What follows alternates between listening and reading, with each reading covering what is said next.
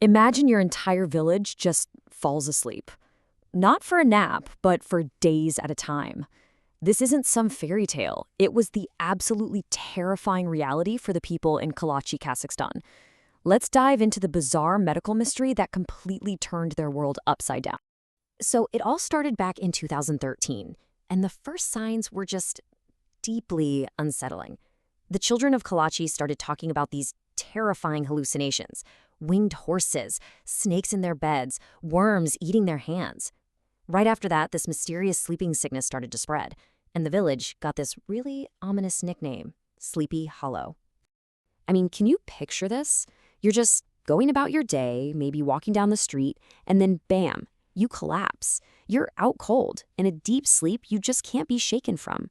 This was happening all over Kalachi. People would be unconscious for days, and when they finally woke up, they had this total void in their memory. No idea what happened. And the symptoms were just as bizarre as they were scary. We're talking crushing headaches, serious memory loss, and people acting like they were completely drunk. And get this, it wasn't just a human thing. Even the village cat, Marquis, was seen stumbling around before it just passed out into a deep sleep. With more than a quarter of the whole village affected, from little kids to the elderly, doctors were totally stumped. All they could call it was encephalopathy of an unknown origin. Okay, so with the village in the grip of this crazy illness, investigators had to start the hunt for a cause. They needed a rational explanation for something that felt completely surreal. The first thought? Counterfeit vodka. I mean, it's a plausible theory in a remote village, right?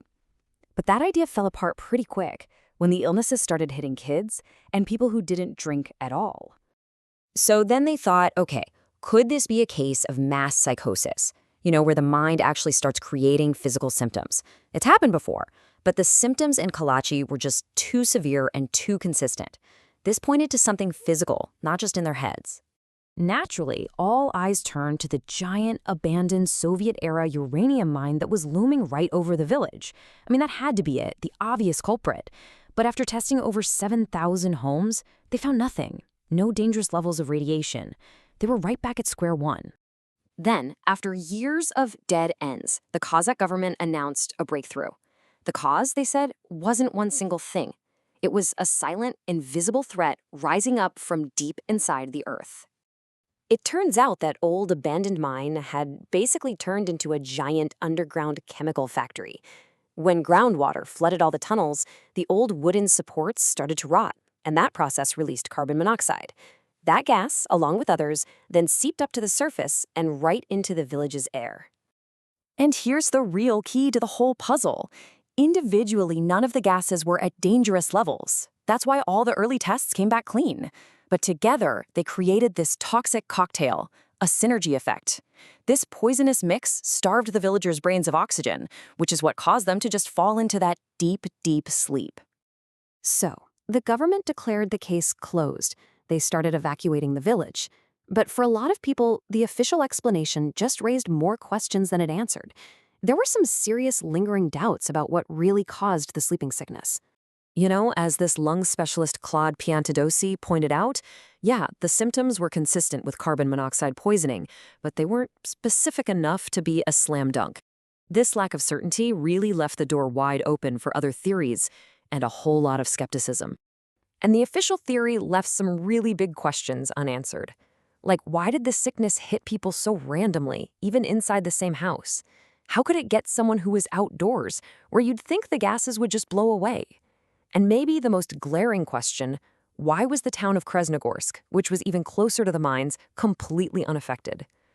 These inconsistencies, plus some rumors about property developers suddenly being interested in the land, just fueled speculation that we weren't getting the whole story. So while all the scientists were debating the cause, the human cost of this whole thing in Kalachi became tragically clear. For the people who actually lived through it, the trauma lasted long after the sleeping spells finally stopped. The entire village was relocated. It was a drastic step, but it was meant to protect them. The thing is, leaving your home behind doesn't just erase years of terror and uncertainty. The psychological scars from the sleeping sickness, well, they turned out to be way more persistent than the illness itself. A psychological study of 60 former residents showed just how devastating the long-term effects were. A staggering 88% of them reported that their overall health had actually gotten worse since they were relocated. That's a pretty clear sign that this nightmare was far from over. What the study really uncovered was a community just on the brink. A combined 88% of residents had a critically low ability to cope with stress. It left them emotionally vulnerable, really unable to face life's daily challenges. Their bodies and their minds were just completely exhausted from years of trauma. And that psychological toll showed up in some really alarming ways. An incredible 93% of residents reported having high levels of physical aggression and irritability. It's not because they were angry people, it was a direct result of the profound physical and emotional exhaustion they'd all been through. The trauma ran so deep that it was like it severed the connection they had to their own emotions. Most of them could recognize they were feeling something, but less than half could understand why.